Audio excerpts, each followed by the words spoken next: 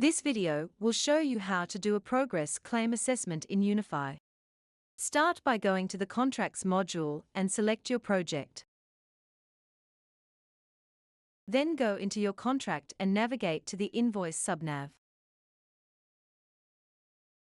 Select the Assessment view. You will now see columns for the contractor's claim details, the assessment details and the comparison. Enter the contractor's claim values and the assessed amount. Save your values. You can also enter comments under the Reasons column to explain the variance. Press Save and create a new document when you are done. Select the Progress Claim Assessment template.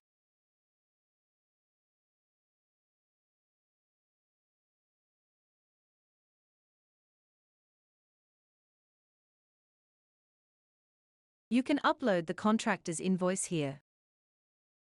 You will also see the values and comments you entered have been automatically brought into the document. Continue to go through the document steps. At the finished step, you can change the document name, set a due date, and select the status.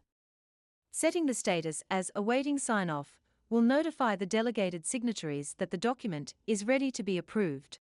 When viewing the document, you can use our PDF Combine feature to download the assessment document, as well as the contractor's invoice in one PDF file. Once the document is signed off, you can go back into the contract and create the certified progress claim, if it is required to progress the contract.